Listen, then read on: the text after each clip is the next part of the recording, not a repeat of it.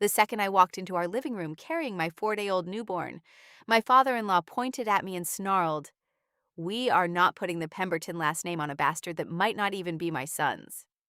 My mother-in-law smiled with pure disgust and said, "Pack your things and get the hell out of our family home. You and that child are no longer welcome." I didn't argue. I didn't cry. I simply handed my husband the hospital envelope I'd been holding.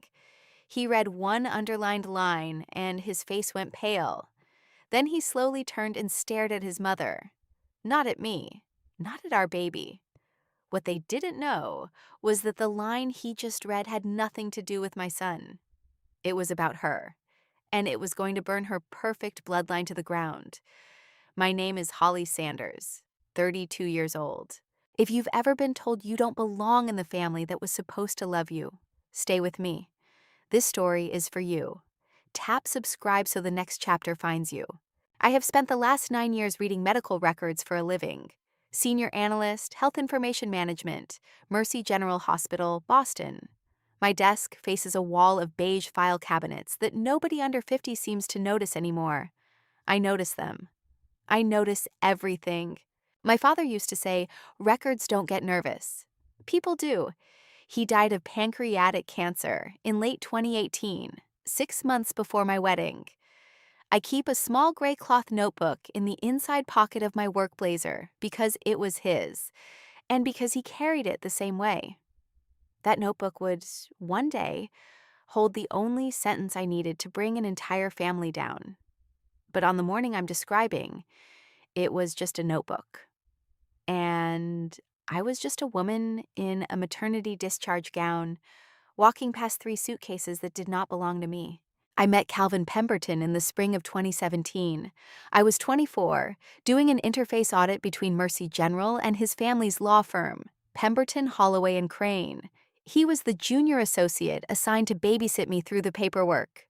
We sat across a glass conference table on Beacon Hill for 3 afternoons, and on the third afternoon, he asked me a question about a misfiled records request, and I told him the truth instead of the polite version.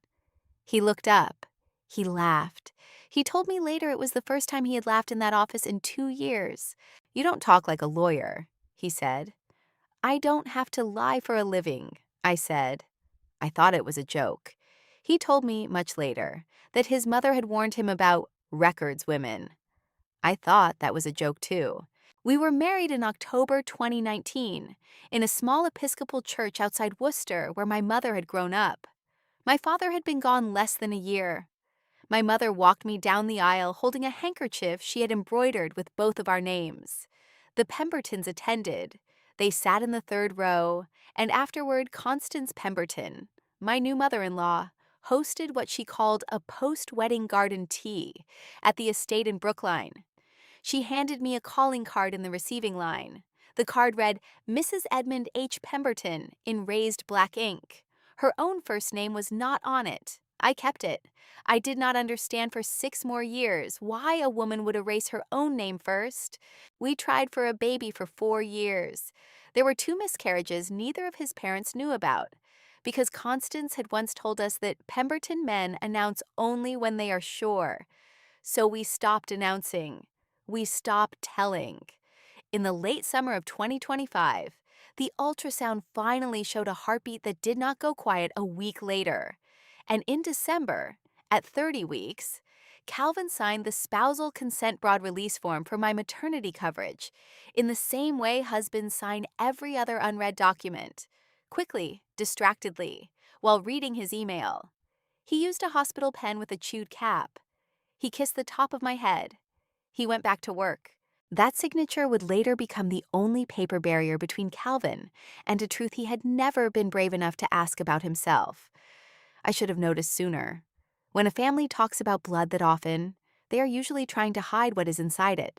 The Pembertons arrived in Boston in 1889 from a respectable Anglican town in Kent. The law firm opened in 1952 in a townhouse on Beacon Hill that still smells like wood polish and old men. There is a leather-bound book on the console table in the front hallway of the Brookline estate.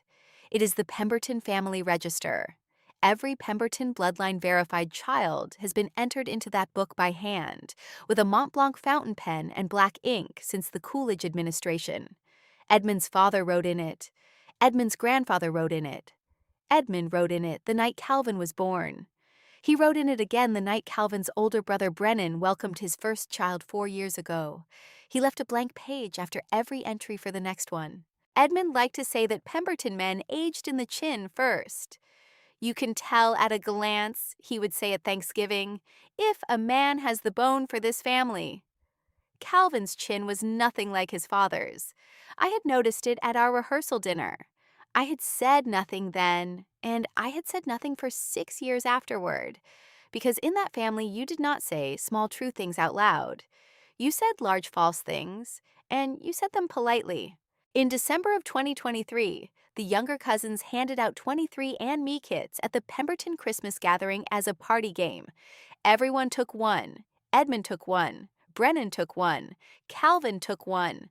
Constance, the only person in the room without a kit in her hand, laughed and waved hers away. I already know exactly who I am, sweetheart, she said. I don't need a tube to tell me. The kit she refused disappeared from the front hallway before New Year's Eve. I noticed. I said nothing. A month after my father-in-law's older brother Charles died of pancreatic cancer in the summer of 2019, Edmund signed up for the optional hereditary cancer screening add-on through Mercy Premier's executive health program. The firm paid for it. He wanted answers about how his brother had died. He wanted to know if the same shadow lived in his own DNA. He got answers about cancer risk. They were unremarkable. And the panel, like all modern hereditary cancer panels, automatically logged a paternal haplogroup signature as background lineage data. He never opened that part of the file. Why would he? He already knew exactly who he was, too. In November of 2025, when I was 8 months pregnant, Constance emailed me a document titled Family Standards for your year befediacertis. For your awareness. 9 bullet points, no tattoos, no social media announcements of the pregnancy, no public ultrasound pictures. Item 7, underlined in pale blue pencil before she printed and rescanned it, read, non-paternity events stay inside the family. I read that line 3 times. I filed the email in a folder I called Pemberton. That phrase was not the kind of phrase a woman writes by accident. I just didn't know yet whose event she was thinking about. In late January of 2026, Calvin's older brother Brennan sent a message into the family group chat, the one Constance had named the Register. Brennan and his wife Margot were starting IVF, with genetic testing on the embryos. Brennan, full of new father energy years before the fact, suggested we all add a baseline genomic comparison to the family. It's about time we map this family properly, he wrote. Cal, you should grab one too. Calvin didn't answer right away. He told me later he meant to. He never did. Within an hour of Brennan's message, Constance texted Brennan privately. The screenshot would come to me, much later, from one of the 4 cousins who would quietly text me directly during the worst weeks. Constance's text read, let's not turn this into a circus. Calvin has enough on his plate. At the time, I read it as protective.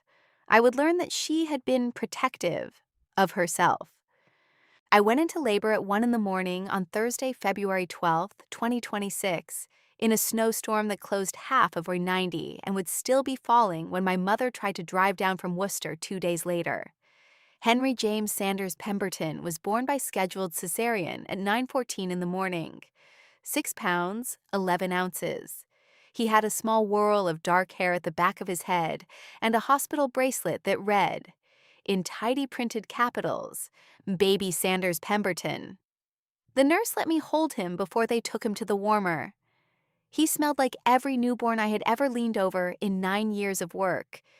He smelled like a fact that nobody could undo. On Friday, February 13th, the Massachusetts Newborn Screening Panel ran on Henry's heel stick blood, 30 disorders, plus an automated red blood cell antigen scan. He cleared every disorder. The antigen scan flagged something, not a disease, not a danger, an incidental finding. A rare blood marker called K null. present in roughly 1 in 7,000 people of Northern European descent. It is inherited paternally through the maternal line, and because it is so rare, it functions in lineage work like a fingerprint. If a baby has it, somebody upstream has it. The lab note in my chart read, in plain text, unusual, not pathogenic. Recommend follow-up with genetics if family history relevant. I sat in my hospital bed at 3 in the afternoon and read that line. I read it 3 times. I called Dr. Audrey Bellamy in the genetics department from my hospital phone. I had worked with her on chart audits for years. She picked up on the second ring. "Hi, Holly, I just saw your delivery in the system. Congratulations." "Thank you," I said. "I want to file a follow-up request, under my own consent. Today, if possible." Bellamy was quiet for a second. Then she said, "What kind of follow-up?" "A lineage match. K-null marker, Henry against Calvin." "You have spousal consent on file?" "Signed December 2nd. Maternity coverage release. It includes incidental findings comparison." "Then yes, I'll walk it down myself." I signed the paperwork at the side of my hospital bed with Henry in the crook of my left arm. I also signed a separate document with the HR director, who came up to my room because she liked me. A formal disclosure that I had a personal conflict of interest in the matter and would not access any record at Mercy General for the duration of my medical leave.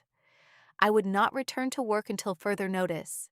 The disclosure was time-stamped, 2:47 in the afternoon on Saturday, February 14th. The screenshots in the safe would later all be time-stamped to the minute. By Sunday morning, the lab had run the K-null marker comparison on Calvin's existing wellness file from the Mercy Premier system and on Henry's newborn screening sample. They matched. Henry was Calvin's biological son. Calvin was Henry's biological father. The probability of error in that kind of marker match is so small that no court in the country has ever set it aside. Bellamy walked into my room on Monday morning before discharge with a manila envelope sealed with red lab tape. She set it on the rolling tray over my legs. She didn't smile because she could read a face faster than anyone I have ever known. "It's clean," she said. "It's him. Underline the relevant line on page 1. You hold this." "Thank you, Audrey." "Holly, whatever you need. I'm a phone call away." I packed Henry into the car seat at noon. Calvin pulled up at the discharge curb in his gray sedan. He looked at me the way a man looks at a stranger who has been assigned to him. He had been distant for 2 days. He had been on the phone with his mother twice on Saturday night. I did not ask him about either of those phone calls. I tucked Henry into the back. I sat in the front.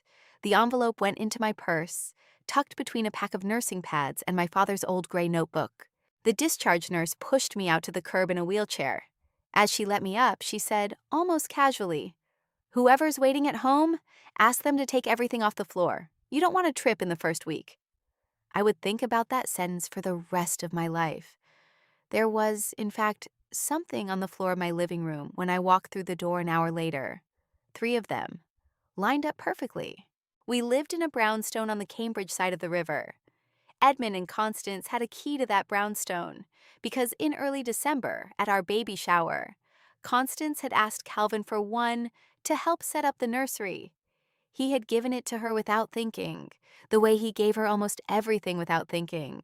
The second I walked into our living room carrying my 4-day-old newborn, my father-in-law pointed at me and said the words I will quote for the rest of my life.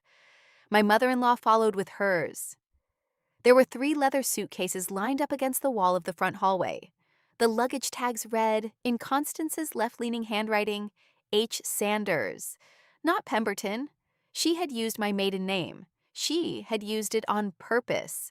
I will tell you what surprised me most in that moment, and it was not the suitcases. It was that Edmund had a sheet of folded paper in his right hand. It was a memorandum, printed on Pemberton, Holloway, and Crane firm letterhead, signed at the bottom in blue ink. It explained the family's position on the matter of paternity in 3 measured paragraphs. He had typed it, he had printed it, he had brought it on official stationery, which meant he had planned all of this before my water broke. Calvin stood beside the door. He did not move. He did not speak.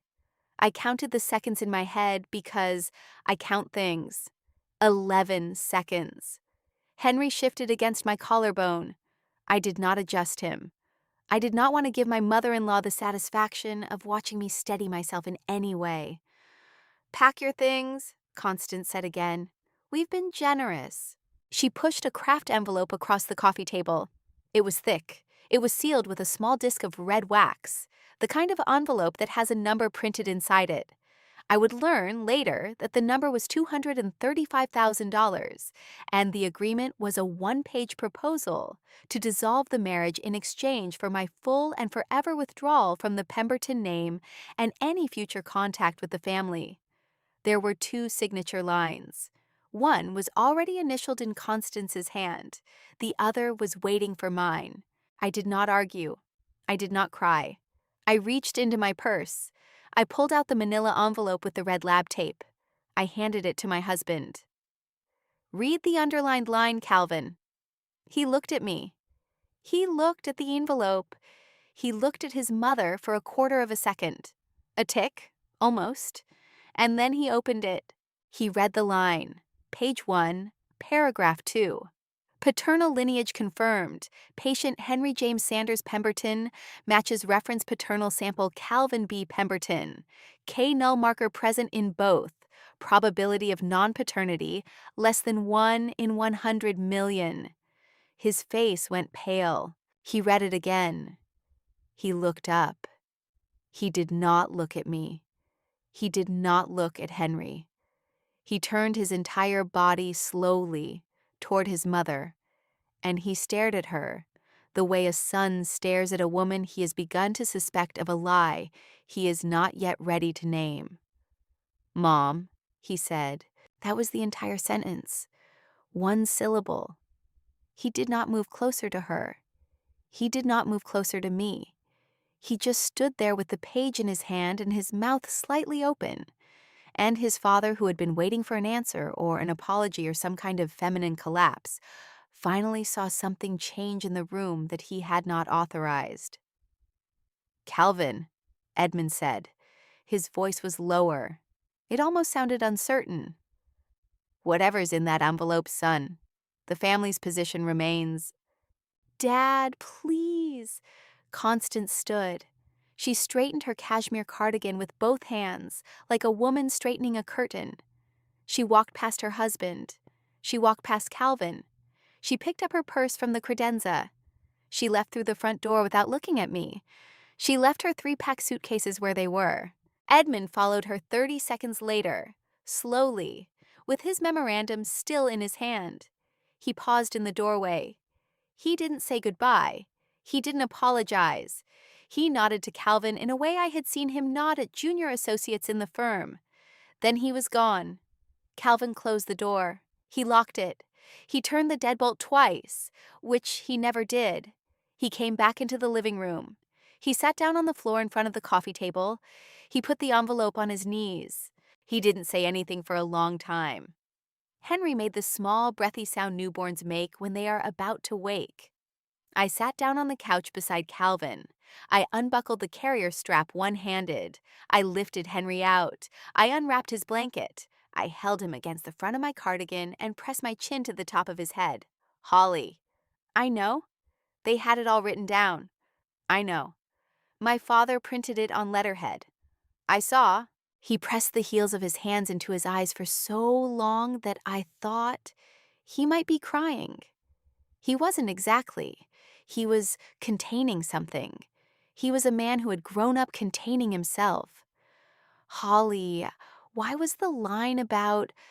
Why is it underlined? Why do I..." "Calvin, why does it matter that the lab match is so specific?" "It doesn't by itself. It just means I knew what your parents were going to do. I knew before they did it. I knew on Saturday." He went still. "You knew on Saturday," he said. "I requested the comparison on Saturday afternoon. Audrey walked the request down herself." He closed his eyes. "Why did you know?" I did not answer that question. Not that night. I think now that he understood, even then, that I had answered it by handing him an envelope instead of a confession. He understood that I had needed paper to be louder than I was. The doorbell rang 20 minutes later. It was my mother, standing on the front step with snow in her hair and a tote bag of food from a Worcester diner. She walked in. She set the bag down. She took Henry from my arms without asking, like a nurse who has done this 1,000 times because she has. She kissed the top of his head. She looked at Calvin sitting on the floor with the envelope on his knees. She looked at the 3 Pemberton suitcases in the hallway. "Mom's here," she said. "That's all you need tonight." That sentence was, I think, the first time I cried. The first text message arrived at 2:13 in the morning the next night. I was awake because Henry was awake. The screen lit up the dark nursery. The sender was Constance Pemberton. The message was 4 words. "Be reasonable, take the offer." I read it twice. I did not reply to her. I forwarded it instead to Tessa Garrison, a family law attorney I had known through 3 years of records audits at her firm. Tessa was the kind of woman who answered her phone at 3 in the morning if she liked you. And she liked me. I had texted her on Sunday afternoon, before I knew what was coming.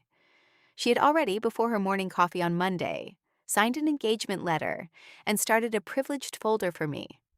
By Tuesday morning, my message to her read, "Preserve everything.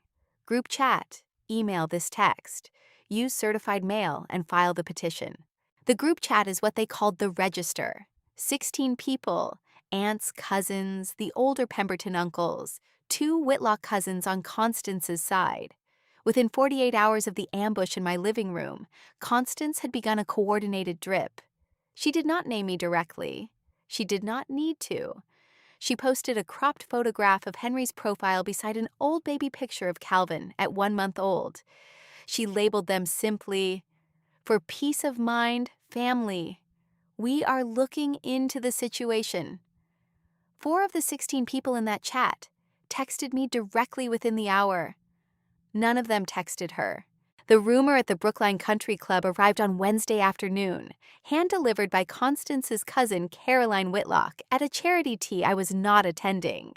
The rumor concerned a man named Andrew Coyle, who had been my supervisor at Mercy General for 6 years before he retired to Bar Harbor 4 years ago with his husband Peter. Andrew was 68. He sent me Christmas cards from Maine with watercolor paintings of lobster traps on them. Constance had seen one of those cards once on our living room mantel. She had built a rumor out of a postcard from a man who lives with his husband in Maine. Calvin moved into the guest room of our brownstone the night after the ambush. He did not move out. He did not go to his parents. He did not go to a hotel. He moved into the small room across the hall from the nursery and pulled the door almost shut. He was, I think, neither choosing them nor choosing me. He was catching up. He was a 34-year-old man who had grown up inside a family that had never asked him a single question he could not answer with a polite handshake. And now his mother and his wife both wanted his answer to the same question, and he could not yet give one. He left a pillow on the guest room couch with a small smudge of my lipstick on it from a flu I had run in early 2022. He did not take the pillow back to our bedroom. He did not move it to the floor. He left it where it was. That somehow hurt more than the suitcases. If you've ever sat in your own house at 3 in the morning, holding your newborn, while the family that was supposed to love you spent the same hours composing group texts about whether you belonged, I see you. I have nothing wise to say about it except this. The calm you feel in that hour is not numbness. It is a kind of attention. Stay in it. The rest of the story is being written while you sit there, and you are the only one paying close enough attention to read it correctly. On Tuesday, February 17th, Tessa Garrison filed a declaratory judgment petition with the Suffolk County Probate and Family Court. The petition asked, in plain language, that the court enter a finding regarding Henry's paternity. Given that the petitioner's in-laws had publicly and on firm letterhead alleged otherwise. Edmund Pemberton's signed memorandum became Exhibit A. The court accepted the filing at 8:42 in the morning. Tessa called me at 9. "They put it in writing on firm letterhead," she said. "They handed us the petition's Exhibit A." Whoever did that for them is going to lose sleep tonight. The court issued a subpoena duces tecum to Mercy Premier for the relevant lineage section of Edmund Pemberton's October 2019 hereditary cancer screening file. The subpoena was narrow. It asked only for haplogroup background data and chain of custody documentation. The court served notice to Edmund the next morning at his office. Edmund had 21 days to file a motion to quash. He talked to his cousin Walter Crane, a senior partner at the firm who had been at our wedding and had once, in a moment of unsteady kindness, told me Constance had a way of managing the men in the family. Walter advised against the motion to quash. Ed, he said, on a recorded office line that would, later, be subpoenaed by no one because nothing in this story required force. If we quash, the Boston Bar will be talking about this by Friday. Let it run. The lab will confirm what we already know. Edmund signed the non-quash election that same afternoon. He told Constance about it over dinner. She did not eat the rest of her meal. I learned all of this in retrospect. At the time, I learned only what Tessa told me, which was that the subpoena had been sent, the notice had been received, and the window was open. 21 days passed. In those 21 days, Henry rolled over for the first time on the playmat under the nursery window. He smiled, for what felt like a smile and not gas, on day 15. My mother stayed with me for 3 weeks, slept on the couch in the living room, made stews for the freezer, and washed bottles in the sink with the same brisk efficiency she had once brought to her hospital wing. Calvin came to the brownstone twice a week and held Henry for an hour at a time. He did not stay overnight. He did not ask me about the envelope. He did not ask me about the petition. He asked his son once, in a whisper, "I'm sorry, buddy, I don't know what's happening yet." I heard him through the wall. I did not say anything to him. I went back to my room. His father called him once during those weeks. Calvin told me later, the only thing his father said was, "Are you all right, son?" Calvin told me he had answered, "I don't know yet, Dad." That was the whole conversation. On day 21, Sunday, March 22nd, the quash window closed without a filing. On Monday morning, March 23rd, Mercy Premier's compliance team released the requested portion of Edmund Pemberton's 2019 hereditary cancer file to Dr. Audrey Bellamy under the court's authority. Bellamy called me at 11:14 in the morning. "They released it," she said. "I should have results by Friday." Friday felt like a long way away. I want to pause here and ask you one small thing. If you've ever waited for a piece of paper to confirm something you already knew in your bones, you understand what those 4 days felt like. Stay with me to the end of this story. I want to hear, in the comments, the name of the city where you're listening from tonight. I read them. I keep a small list. The next part of this story is the part where the room I had been told to leave became the room I was being invited back into, on purpose, by the woman who had told me to pack and get out. While I was waiting for Bellamy's letter, Constance was planning a brunch. She announced it by email to the family on the second to last weekend in March, the same weekend Edmund's subpoena window had finally closed. She titled the email, "For the Family's Peace of Mind." The brunch was set for Sunday, April 12th at 11 o'clock in the morning at the Pemberton Estate in Brookline. Reverend Philip Hollis of Trinity Church, Boston, would say a small word. 24 guests, the Whitlock cousins, the senior Pemberton uncles, 2 senior partners from the firm, Walter Crane and Spencer Holloway, Brennan and Margot, who had no idea what was about to happen, Edmund, Constance, Calvin, and me. Constance was choosing the date for renewal. Easter Sunday fell on April 5th.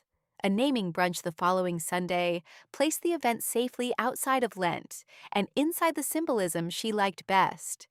She had ordered the invitations on heavy ivory cardstock with the Pemberton crest embossed at the top in dull gold leaf. She had ordered them, I would later learn, before the subpoena was even released.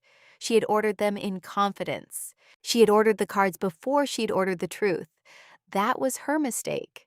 Tessa told me later that the brunch was a gift. "She invited the room you needed," she said over the phone.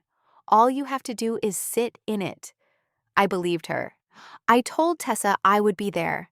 I told her I would bring her with me. I told her I would bring everything. I replied to Constance's email at 11:47 on Saturday night, March 28th.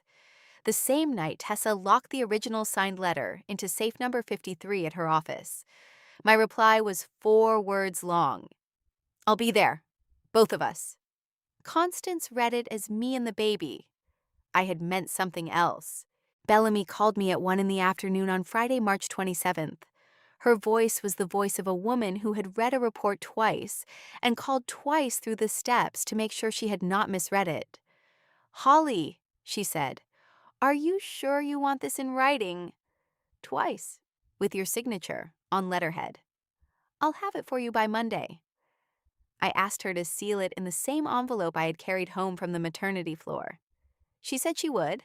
When I picked it up on Monday afternoon, March 30th, I added 2 more pages to the envelope: a copy of the court subpoena, certified by the Suffolk County Clerk, and a copy of the chain of custody log Mercy Premier had attached to its release.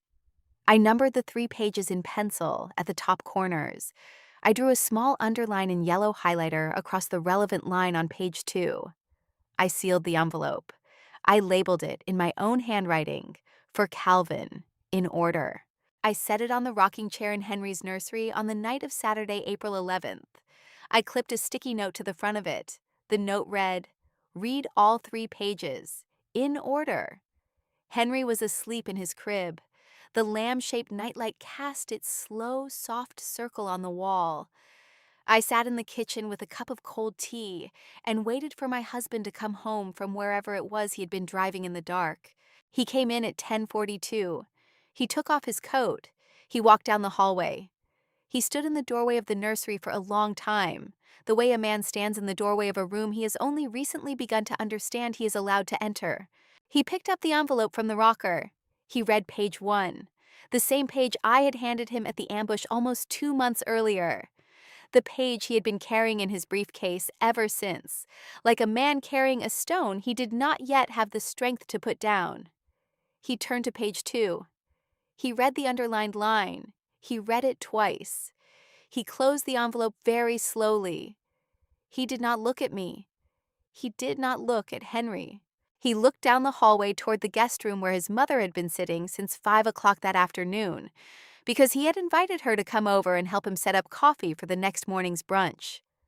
"When did she get here, Holly?" 5 o'clock. She brought a tin of shortbread from Wellesley Bakery and a single Trinity Church lily.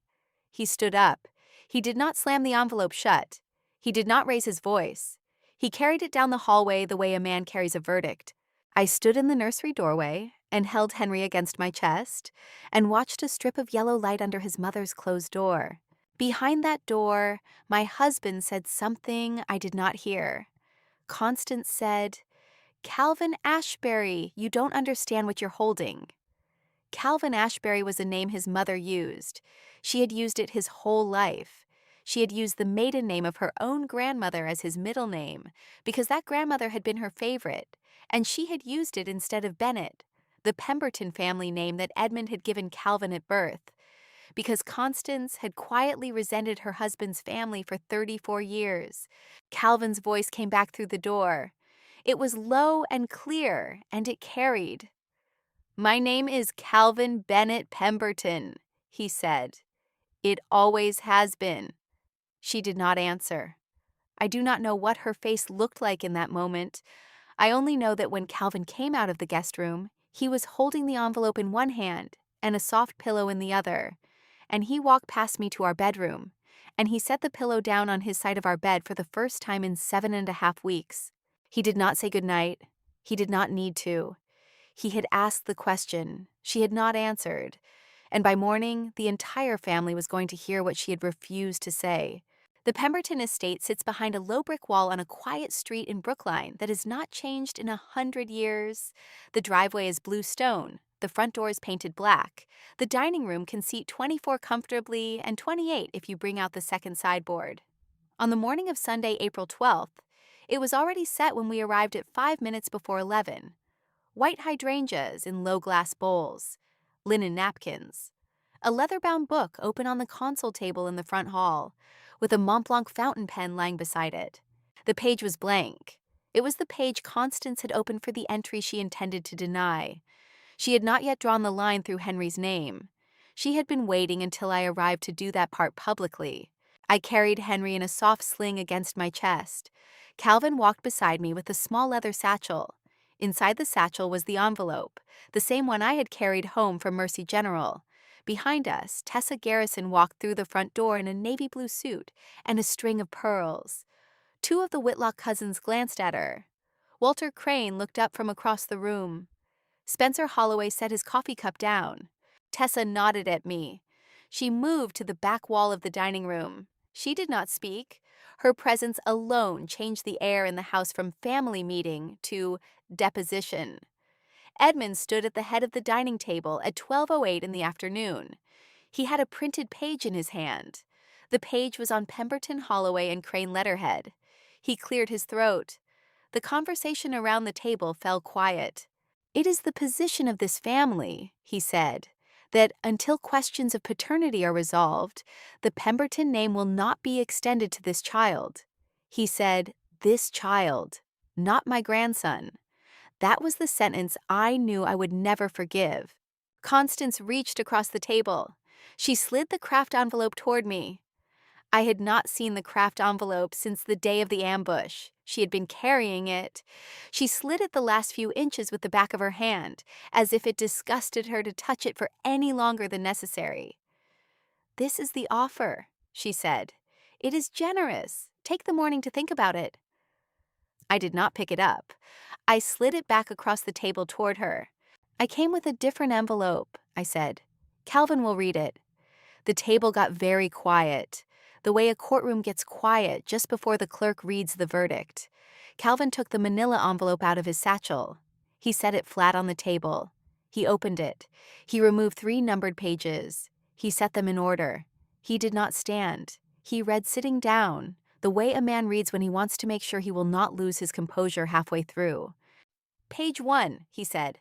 "Mercy General Hospital, Department of Genetics. Signed Dr. Audrey Bellamy. Patient, Henry James Sanders Pemberton. K-null antigen present. Paternal lineage confirmed.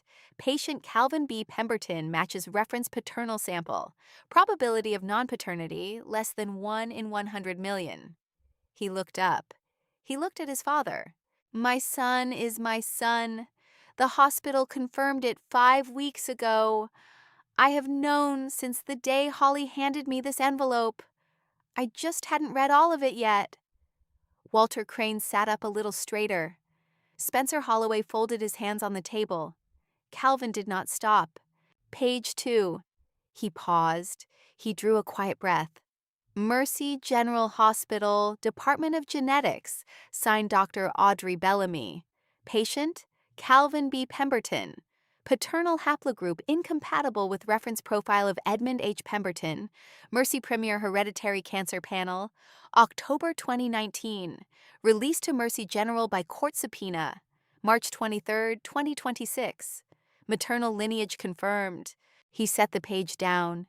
He looked at his mother. Not at his father. Not at me. Not at Henry.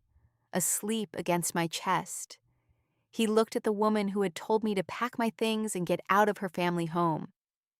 "It says very clearly that I am my mother's son. It says very clearly that I am not yours, Dad." There were 9 seconds of silence. I counted them. I had counted 11 the day they told me to pack.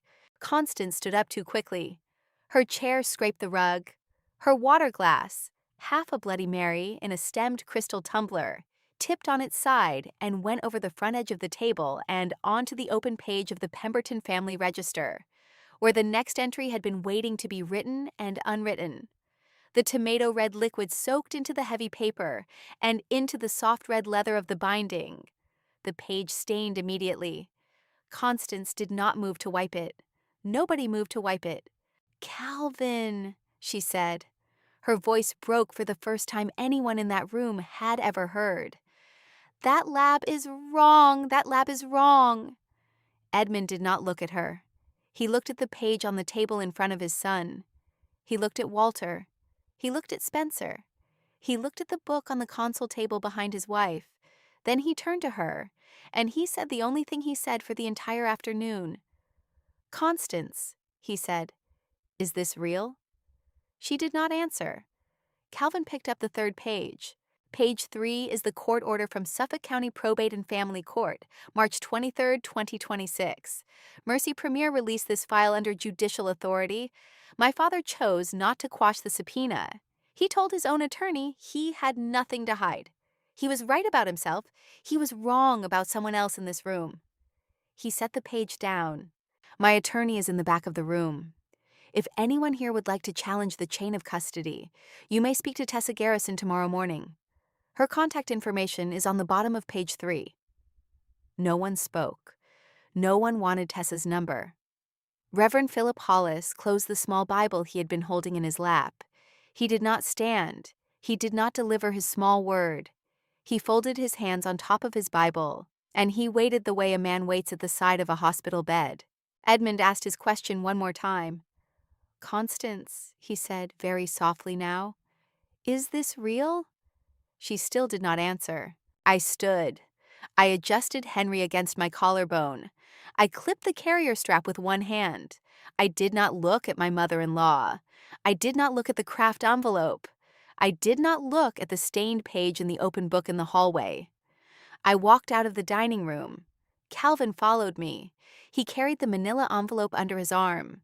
Tessa held the front door open for both of us, and we walked down the bluestone steps into the cold April light, and behind us, the entire room sat in a silence none of them would ever forget.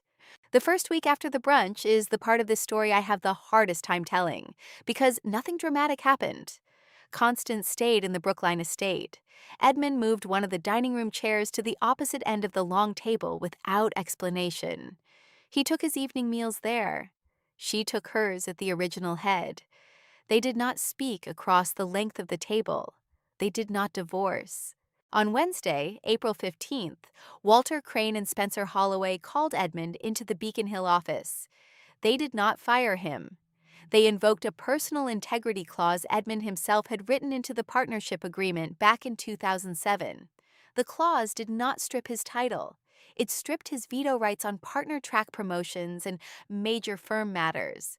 They invoked it quietly.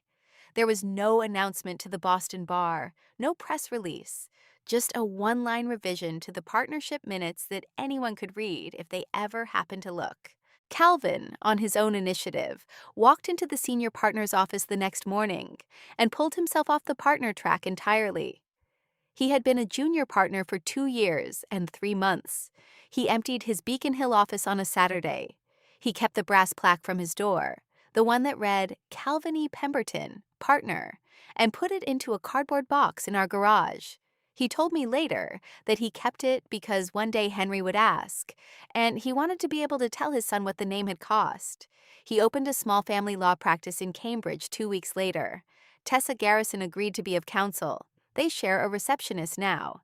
Constance wrote 5 letters in the second week after the brunch. She wrote them by hand, on her own monogrammed Tiffany blue stationery, in her left-leaning script. She sent one to the Brookline Garden Society. She sent one to the Trinity Church Vestry.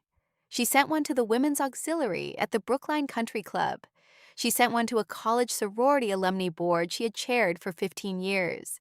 She sent one to the Historical Preservation Committee in the Back Bay. Each letter said the same thing. For personal reasons, I withdraw from active participation. Please consider this my resignation, effective immediately. No one had told her to write those letters. No one had asked her to. She wrote them, sealed them, and walked them to the post office on Beacon Street herself. 5 envelopes, 5 resignations. That, I realized, was its own kind of confession. On the first Tuesday of April that did not feel like an emergency, which was April 21st, 9 days after the brunch, Edmund Pemberton drove himself to our brownstone in Cambridge. He came alone. He parked at the curb. He walked up the front steps with a leather satchel in one hand and a small cardboard box in the other. I opened the door. I did not invite him in. He did not ask to be invited in. He stood on the front step and waited. "Holly," he said, "may I sit at your kitchen table for 10 minutes?" I held the door open. He came inside. He set the satchel and the box on the kitchen table. He took off his coat. He folded it over the back of the chair. He sat down. Calvin came into the kitchen. Edmund did not stand for his son. He nodded once. Calvin nodded back. They had not spoken since the brunch. They did not speak now. Edmund opened the box first. Inside was the Pemberton family register. The cover was still stained where the Bloody Mary had soaked through. He had cleaned it as much as it could be cleaned, but the page where Henry's name had been meant to go was still buckled in red along the bottom edge. He took the Mont Blanc fountain pen out of his satchel. He set it on the table. "Write his name first," he said. "The others were entered by blood. He's the only one in this book entered by choice, by mine, and by yours. That's the only kind of legacy worth signing." I did not answer right away. I looked at the book. I looked at the pen. I looked at the man on the other side of my kitchen table who had stood in my living room 2 months earlier and called my son a bastard. "Edmund," I said, "I am not writing in that book to keep your family alive. I am writing to put my son's name in a place that lied about him."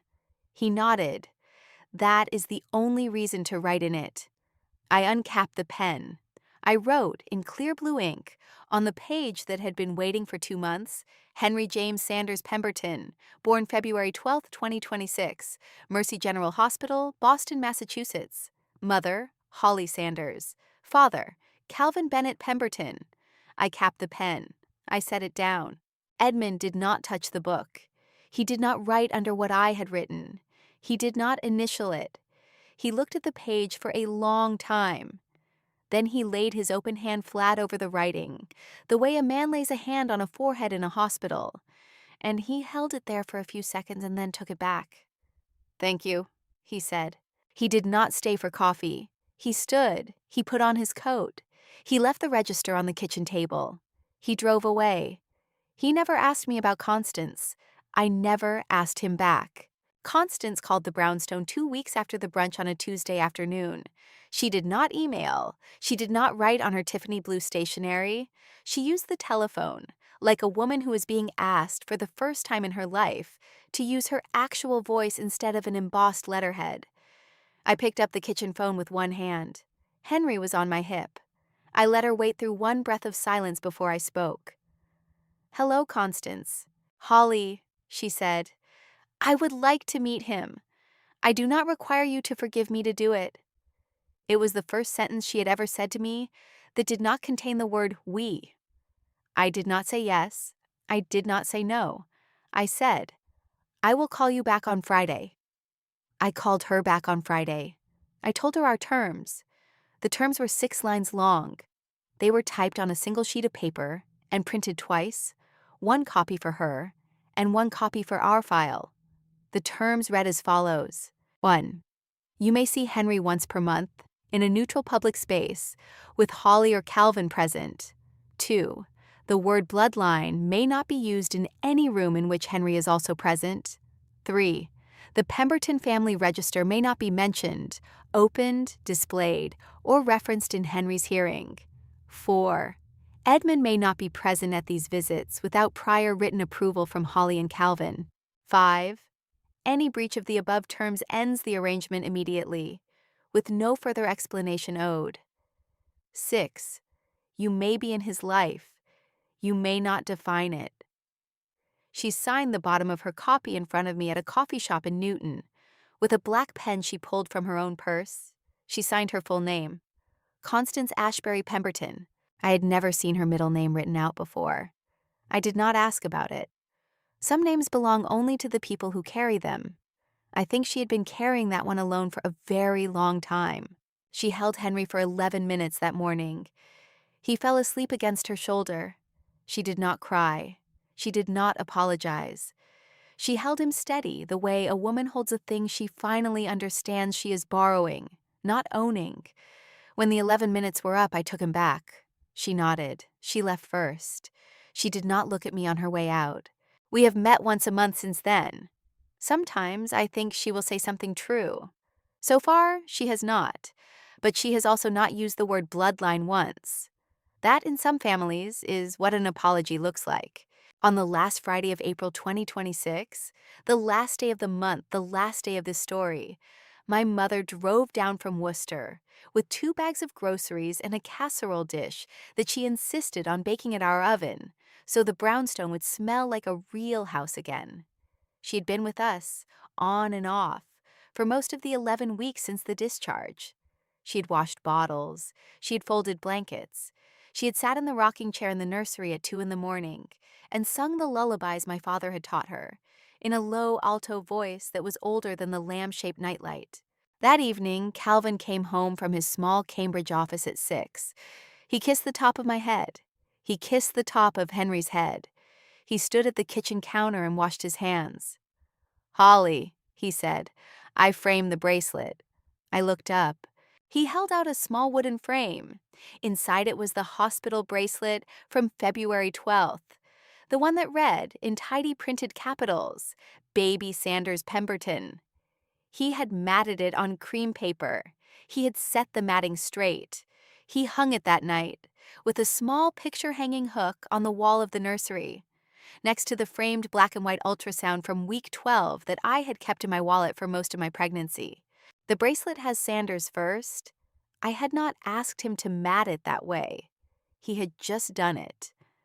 After Henry was asleep, after my mother had gone to bed in the guest room, after Calvin had made me a cup of decaf tea and set it on my nightstand and gone to brush his teeth, I stood alone in the doorway of the nursery and looked at the framed bracelet under the soft circle of the lamp-shaped nightlight. They wanted a child who deserved their name. I gave my son a name that already had a mother in it, and a grandfather who finally chose his own. That, in the end, is the only legacy I ever wanted to leave him. I want to say one last thing, and then I will let you go. There is a thing that happens in families like the Pembertons. They build a book, they build a name, they build a story about themselves that they tell every Christmas and every Thanksgiving and every wedding and every christening. And the story is so old and so polished that the people inside it stop noticing where the seams are. And then a child is born, and the seams crack, and the family panics because the child has done nothing except exist. And the existence of the child has revealed the seams that the family has been hiding from itself for 34 years. When that happens, the family will try to push the child out. They will use words like blood and name and legacy. They will print memorandums on letterhead. They will pack your suitcases. They will smile at you with pure disgust. It is not because the child does not belong. It is because the child is the first honest thing they have looked at in a long time. If you are listening to this tonight from a city I have never been to, in a house that may not yet feel like your house, with a child or a husband or a mother or a quiet phone in your hand, leave the name of your city in the comments. I read every one. I am not promising you a miracle. I am promising you a stranger who knows that a calm woman with a sealed envelope is sometimes the loudest thing in the room. And if this story stayed with you, do one thing for me before you close your phone. Tell another mother she belongs. That is the only legacy that matters. I am Holly Sanders. I am 32 years old. My son is Henry James Sanders Pemberton. He was born on a Thursday in February in the city of Boston. He sleeps tonight in a nursery in Cambridge under a small lamp-shaped lamp on the other side of a doorway where a hospital bracelet hangs in a quiet frame on a cream-colored wall. He belongs. He always did. And so do you.